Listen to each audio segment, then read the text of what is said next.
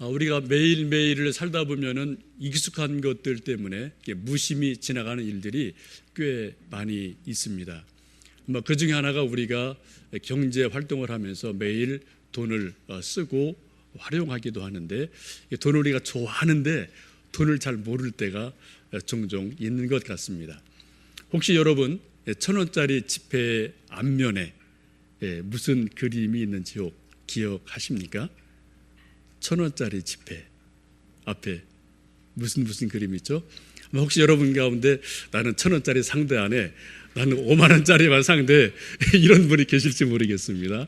1,000원짜리가 가끔 필요할 때가 있더라고요. 1,000원짜리 앞에 그림이 뭐가 있죠?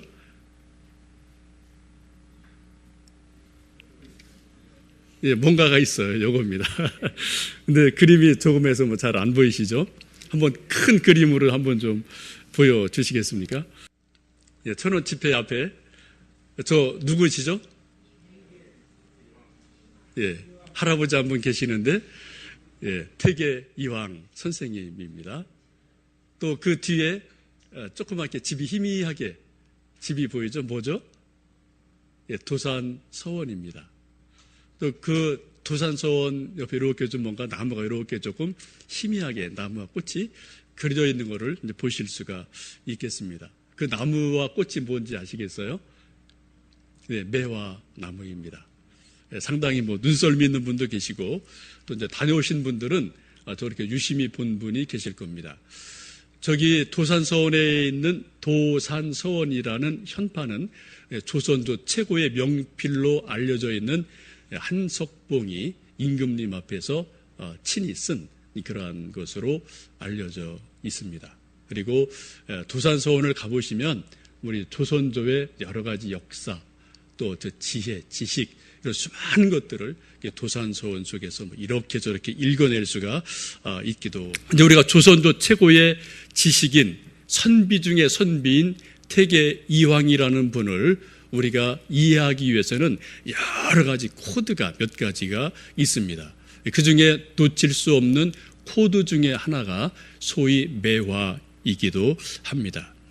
여러분 도산서원 가보신 분들은 아시겠지만 도산서원에 여러 가지 이런저런 것들이 쭉 건물들이 있고요. 그 밖에 나오면은 그 옆에 저루사라는 자그마한 그런 정원이 있습니다. 이 저루사라는 정원에 이제 태계 이황 선생님 친히 대나무, 또 소나무, 국화, 매화를 심고 가꾸고 즐기고 그것을 보면서 자연을 보쌈아서 시를 쓰기도 하는 그러한 일들이 있었습니다.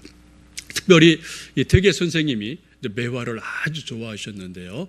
매화에 대해서 시를 이만큼 쓴 분이 없습니다. 혹시 여러분 이 태계 이황 선생님이 돌아가시면서 마지막 유언을 남긴 것이 있는데 그 유언이 뭔지 들어보셨습니까? 우리가 그 자리에 없었으니까 들을 리가 없죠. 근데 기록으로 남아있는 것을 우리는 들을 뿐입니다. 태계 이황 선생님이 숨을 거두며 하신 마지막 말씀이 저 매화 나무에 물을 주어라. 이게 태계의 마지막 유언이었습니다. 여러분 선비 중에 선비, 조선조 최고의 지성인이 유언을 하셨는데 이거 지금 조금 알쏭말쏭하죠? 저 매화 나무에 물을 주어라 라고 돌아가셨다고 기록에 되어 있어요. 그런 유언의 의미가 뭘까? 우리가 다 알 수는 없지만, 그분의 마음을 다 우리가 알 수는 없지만 여러 가지를 추정해 보면은 적어도 두 가지 해석이 가능한 것을 봅니다. 하나는 태계 이황 선생께서 선비 중에 선비이기 때문에 매화를 아주 많이 사랑하셨는데 고대 조선조의 선비들을 보면은 이 매화를 선비의 정신으로, 선비의 상징으로 보는 일들이 많이 있었습니다. 왜냐하면 그 추운 겨울을 꿋꿋하게 이겨내고 가장 먼저 봄이 올 때 꽃을 피우는 그 아름다운 모습, 그 기상을 보면서 이게 바로 선비의 기상이다 라고 생각을 하곤 했었습니다.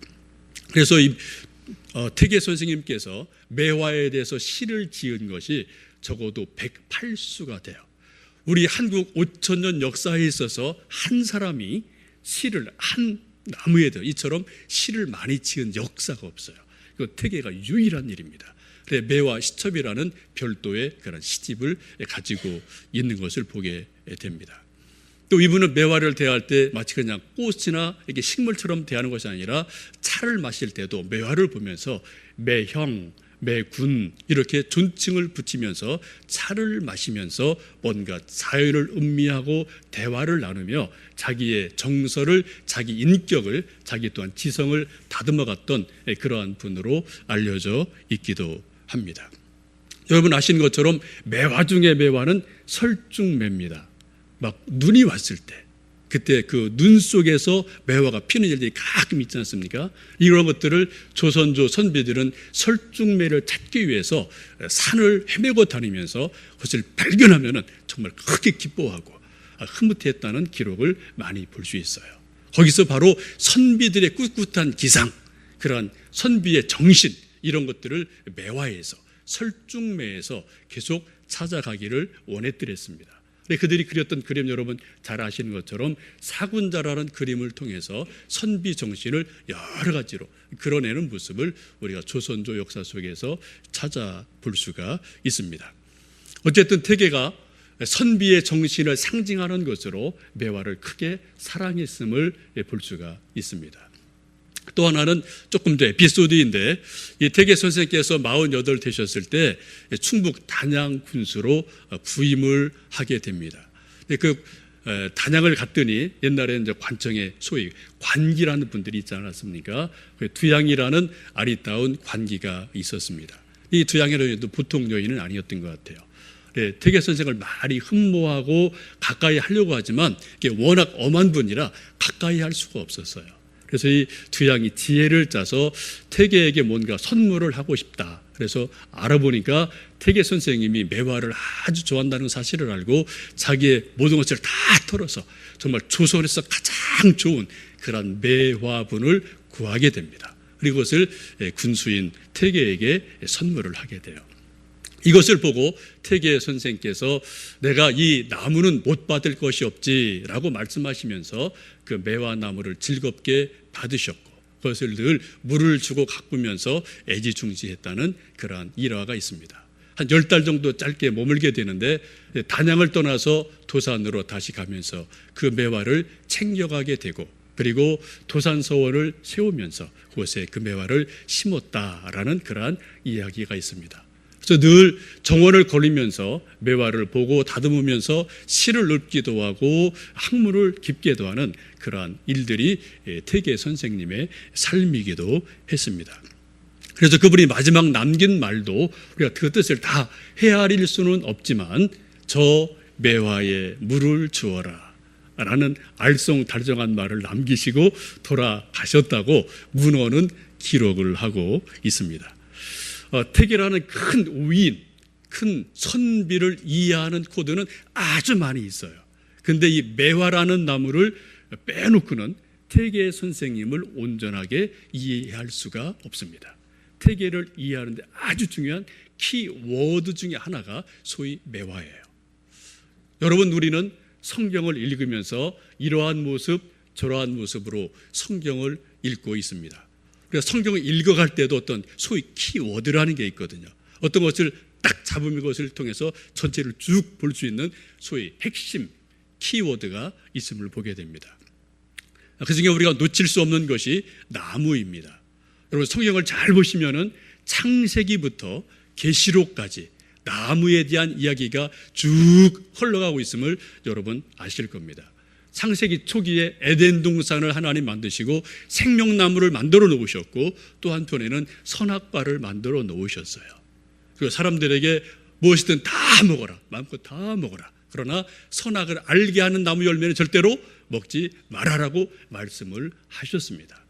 그런데 안타깝게도 아담과 이브가 그 많은 것 중에 하필이면 선악과를 낼름 따먹게 되고 그래서 우리 인류가 이처럼 어려움을 당하는 것을 보게 됩니다.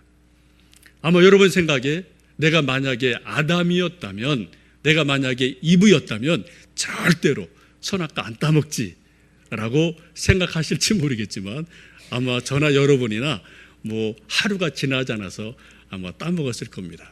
아마 모르긴 몰라도 아담과 이브는 며칠 몇 날은 고민했을 것 같아요. 저걸 먹을까 말까 고민하다 이제 따먹었는데 아마 우리 같으면은 낼름 바로 따먹지 않을까 생각이 됩니다. 여러분, 참 인간들이 참 이상하죠.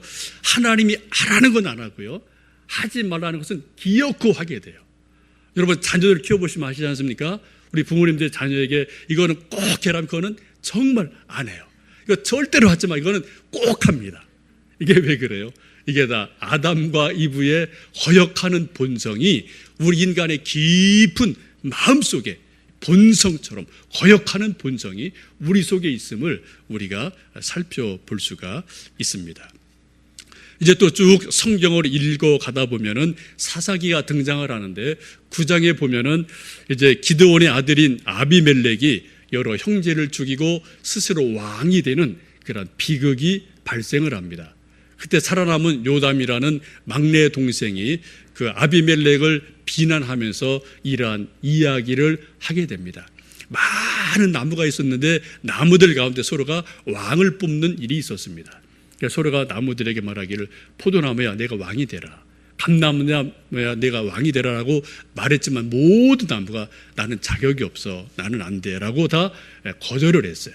나는 포도 열매를 맺어야 돼, 나는 감람 열매를 맺어서 감람류 기름을 내야 돼라고 다 사양했지만 그때 가시나무가 덜썩 일어나더니 그러면 내가 왕이 될게 하고 가시나무가 왕이 되었습니다. 가시나무가 왕이 되고 난 다음에 이제 태도가 돌변을 하죠. 그때부터 가시를 가지고 많은 나무를 찔러대고 고통을 주는 일들이 일어나게 됐다. 이러한 말씀을 성경 중에서 보게 됩니다. 이것은 자기 분수를 모르는 나무에 대한 이야기이기도 하고 동시에 자기 분수를 모르는 못된 인간인 아비멜렉에 대한 꾸짖는 이야기이기도 합니다. 우리가 신약으로 넘어오게 되면은 예수님께서 수많은 말씀들을 하시는 가운데 나무에 대한 말씀들을 아주 많이 하시는 것을 봅니다. 감람나무에 대해서, 무화과에 대해서 말씀하시고 또 예수님 예루살렘 입성하실 때 종려나무를 흔드는 사람들을 기뻐하셨던 모습을 우리가 보기도 합니다. 요한복음 15장을 보시면 예수님 친히 나는 포도나무요 너희는 가지라고 말씀하시면서 하나님이 농부라고 말씀하시면서 우리 신앙의 가장 중요한 핵심적인 비밀을 포도나무 비유를 통해서 분명하게 말씀하고 계십니다. 만약 우리가 요한복음 15장의 말씀에 있는 포도나무 비유를 우리가 알기만 한다면 우리 신앙의 모든 신비, 모든 비밀 거기서 다 풀어집니다. 우리 그것을 다 알 도리가 없죠. 조금 알긴 하는데 늘 부족함이 우리에게 있음을 봅니다. 또 조금 더 나가서 계시록 21장, 22장을 보시면은 새하늘과 새 땅이 만들어지는데 그 하나님의 보좌로부터 생명수가 흘러나오게 되고 그 생명강 좌우에 생명나무가 자라게 되고 열매를 맺는 모습을 우리가 보게 됩니다. 곧 창세기 2장, 3장에서 실패했던 하나님의 사람에 대한 일들이 새하늘 새 땅이 되면서 다시 생명나무가 회복되는 것을 우리 계시록에서 말씀을 볼 수가 있습니다. 여러분, 창세기부터 계시록까지 전체를 꿰뚫어가는 아주 중요한 성경의 키워드 중에 하나가 바로 나무예요. 그래서 나무를 잘 보시면 우리 하나님의 약속을 알게 됩니다. 하나님의 비밀을 알게 됩니다. 하나님의 신비를 알게 되고 우리 영성이 점점점 자라갈 수 있음을 보게 됩니다. 오늘 본문의 말씀은 열왕기상 19장에서 나타나는 엘리야의 이야기입니다. 엘리야는 선지자 중에 선지자였고요, 구약 최고의 선지자였습니다. 그걸 어디서 우리가 알 수 있느냐? 우리가 복음서를 보면 예수님이 변화산에서 신령하게 변화되는 사건이 있습니다. 그때 예수님 변모되실 때 두 사람이 등장을 하게 되죠. 누구입니까? 모세와 엘리야가 등장을 해서 이런저런 이야기를 하는 것을 보게 됩니다. 모세는 율법의 대표이죠. 또 엘리야는 선지자의 대표로 그 예수님의 변화 중에 나타나게 됩니다. 그리고 뭔가를 여러 가지 이야기하시는데 복음서를 보면은 예수님의 십자가의 죽으심에 대해서 세 분이 말씀을 나눴다. 그런 말씀이 복음서에 보면 있어요. 여러분, 예수님이 누구십니까? 예수님은 모든 율법과 선지자의 완성이 예수님이셔요. 곧 율법의 대표인 모세와 선지자의 대표인 엘리야가 예수님의 변모 중에 나타나셔서 그 모든 것을 이루시고 완성하시는 예수님을 향해서 찬양하며 그분이 걸어가실 걸음을 이야기하며 십자가에 대해서 말씀 나누는 것을 보게 됩니다. 이것을 보면은 엘리야가 구약의 많은 선지자들의 대표 중에 대표였다라고 말씀을 할 수가 있겠습니다. 이 대단한 엘리야가 이제 갈멜산에서 바알 선지자들과 누가 진짜 신이냐, 바알 신이 진짜냐, 또 엘리야가 믿는 여호와 하나님이 진짜냐, 이 문제를 놓고 목숨을 담보로 해서 기도의 대결을 하게 되죠. 결국은 하나님께서 불을 내리셔서 엘리야의 번제물을 다 태우시고 물을 흙을 다 핥으시면서 하나님 살아계신 것을 친히 증거해 주심으로 엘리야의 손을 들어 주시게 됩니다. 그리고 큰 승리를 한 이후에 엘리야가 400여 명의 바알 선지자들을 죽이는 그러한 일들이 갈멜산에서 있음을 여러분 보시게 되고 또 아시게 됩니다. 이 큰 영적 싸움에서 크게 승리한 엘리야가 크게 기뻐하죠. 환호합니다. 정말 큰 기쁨을 누리게 됩니다. 근데 이상한 것은 이 큰 영적 싸움에서 기쁨 누린 엘리야가 기쁨이 오래 가지 못하고요, 얼마 가지 않아서 바로 어떤 탈진을 하고 침체에 빠져드는 그러한 모습을 보게 됩니다. 우리가 좀 이해하기 힘든 거죠. 분명하게 완승을 했는데, 승리했는데 왜 엘리야가 탈진을 하고 침체를 경험할까? 우리가 가끔 운동선수들을 보면은 뭐 김연아라든지 박지성이라든지 이름만 대도 알만한 사람들이 어떤 정점을 찍었다가 얼마 있다 보면 막 바닥을 헤매는 그런 일들을 우리가 종종 보도에서 볼 때가 있습니다. 참 묘하죠. 어떤 사람이 운동선수나 어떤 사람이 자기 원하는 어떤 정점에 딱 이르면은 그 기쁨이 영원할 것 같은데요, 그렇지 않은 것 같아요. 그 기쁨은 잠깐이고 또 조금 지나면 다시 바닥으로 내려가서 슬럼프에 빠지는 일들이 종종 있음을 보게 됩니다. 정점인가 싶으면은 바닥이고요, 또 바닥인가 싶어서 고민할 때 보면 어느 생각도 회복되는 일들이 우리 인생 속에 반복되는 것을 우리는 인생을 살면서 다양하게 경험을 합니다. 여기 바로 인생의 묘미가 있는 것 같아요. 그래서 우리가 성공했다고 교만할 것도 없고요, 우리가 실패했다고 좌절할 것도 없고, 오히려 우리가 더 겸손하게 하나님을 바라보며 믿음으로 하나님 의지하며 한 걸음 한 걸음 나가는 것이 우리 인생의 본분인 줄로 압니다. 지금 이상하게도 바알 선지자가 영적 싸움에서 크게 이기고 나서 영적 침체를 경험합니다.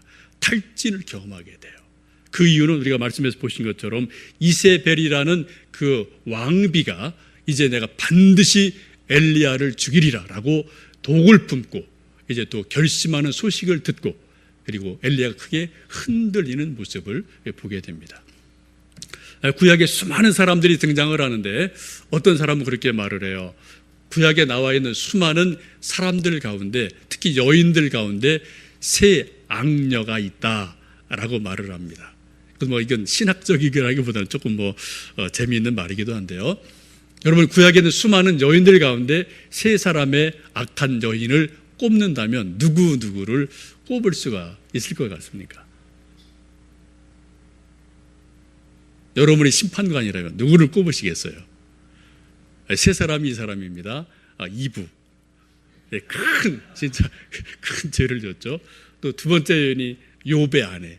욥이 힘들어할 때 또 거친 말하고 사라졌다고 보기 때문에, 또 세 번째가 본문에 나오는 이세벨이라는 왕비가 그 악녀로 이제 이야기되곤 합니다. 그만큼 표독하고 또 그만큼 많이 악한 영향력을 끼친 사람으로 성경은 기록을 하고 있거든요. 이러한 이세벨의 위협을 받은 엘리야가 크게 당황을 하고 위축이 돼서 이제 사막으로 도망을 가게 돼요. 부엘세바로 들어가서 사활을 남겨놓고 자기는 하룻길을 더 깊이 광야로 사마로 들어가서 자기 목숨을 보존하기 위해서 몸부림치는 모습이 오늘 성경에 있는 본문의 모습입니다. 그리고 하나님 앞에 탄식을 합니다. 하나님, 더 이상 내가 살 힘이 없습니다. 이제 내가 내 할 일을 다 했으니 이제 내 목숨을 거두어 주십시오라고 하나님 앞에 떼를 쓰면서 탄식하는 모습이 본문의 말씀입니다. 엘리야가 기진 맥진에서 광야에서 로뎀나무 그늘 아래서 잠시 누워있다가 잠이 들었다라고 성경은 말씀합니다. 여러분, 로뎀나무를 직접 보신 분이 있을지 모르겠는데 한번 여러분 로뎀나무가 얼마나 클 것 같습니까? 상상력을 동원하셔서 로뎀나무 얼마나 좀 될 것 같아요? 대략 몇 미터쯤이요? 한번 여러분 사진을 좀 보시겠어요?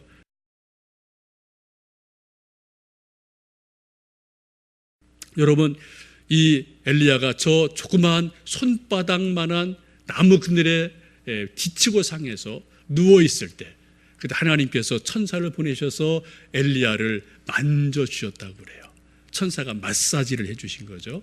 그리고 구운 떡을 주시고 물을 주시면서 다시 한번 용기를 주시고 회복해 주시는 것을 보게 됩니다.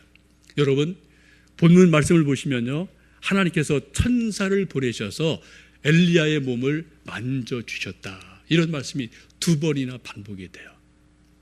여러분, 지금까지 살아오시면서 정말 인생이 피곤하고 영혼이 피곤할 때 그때 하나님이 보내시는 천사가 내 지친 몸과 영혼을 만져주시고 터치해 주시고 마사지 주시는 그러한 것을 경험해 보신 적 혹 있으십니까?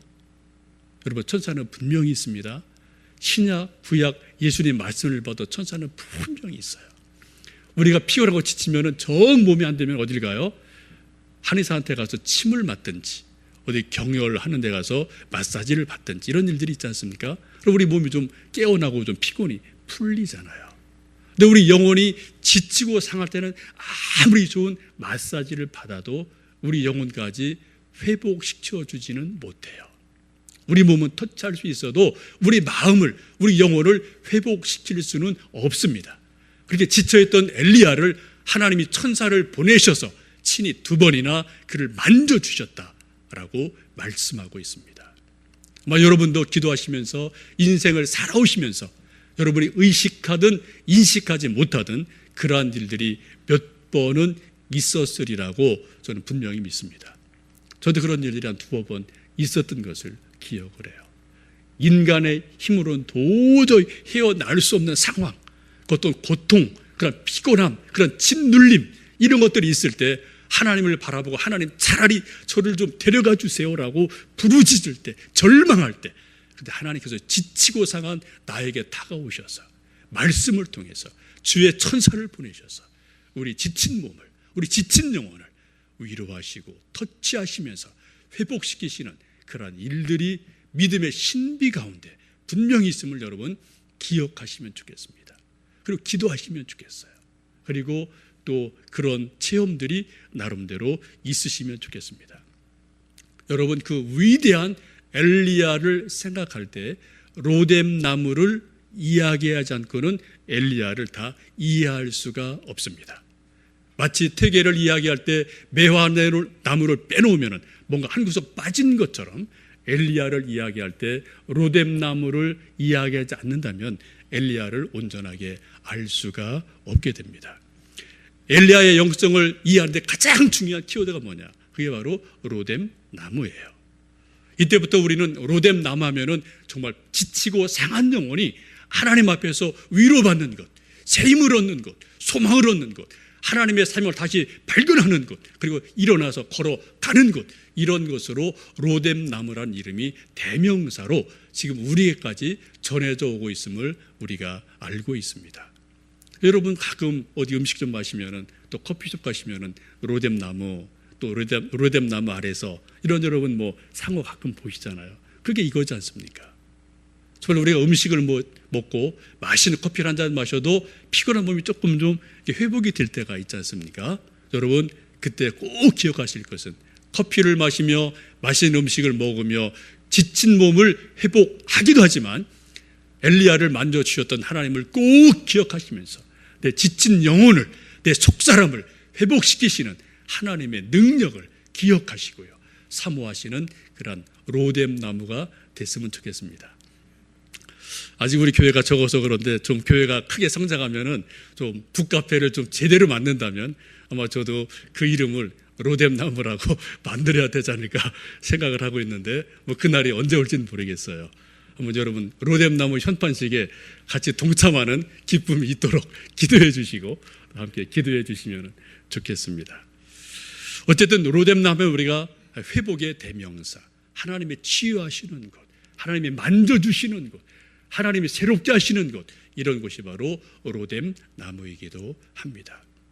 아까 여러분 사진 보신 것처럼 로뎀나무 2m, 3m밖에 안 돼요. 그늘이라 요만큼 손바닥밖에 안 됩니다. 그런데 이 작은 그늘에서 하나님이 사람을 살려내셔요. 사람을 회복시키십니다. 우리 사람들은 큰 그늘, 우람한 그늘을 생각하지만 하나님은 작은 그늘일지라도 하나님이 임하시면 거기서 역사가 일어나요. 여러분 저는 그렇게 믿습니다. 이 신약으로 넘어오면 하나님이 또 다른 로뎀나무를 우리 인류에게 보여주셨습니다. 무엇입니까? 바로 예수님이 달리신 십자가입니다.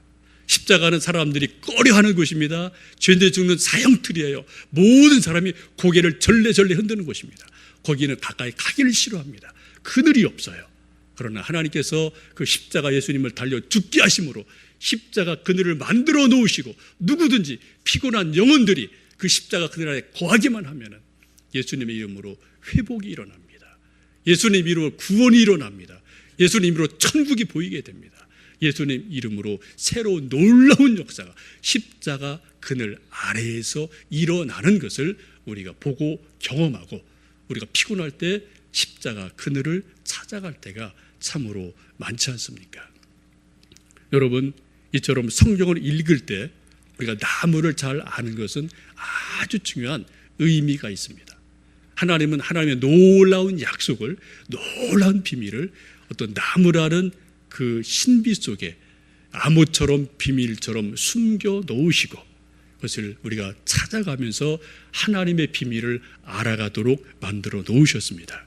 그래서 우리가 성경에서 나무를 볼 때마다, 이해할 때마다, 잘 알 때마다 우리 믿음이 자라고 우리 영성이 자라나는 것을 볼 수가 있게 됩니다. 이제 영적으로 탈진한 엘리야가 지쳐 쓰러졌을 때 로뎀나무 아래에서 새 힘을 얻었던 것처럼 이제 저희들 이번 주 금요일, 토요일 이제 수련회를 갖게 됩니다. 오늘 하는 것은 저희가 가는 그러한 수련회를 통해서 마치 로뎀나무 아래에서 지쳤던 사람들이 새 힘을 얻는 그러한 수련회가 되기를 소망하고 기대합니다. 동시에 여러분들 여름철에 휴가를 가시면서 여기저기 가실 터인데 가는 곳마다 나무는 다 어디는 있어요.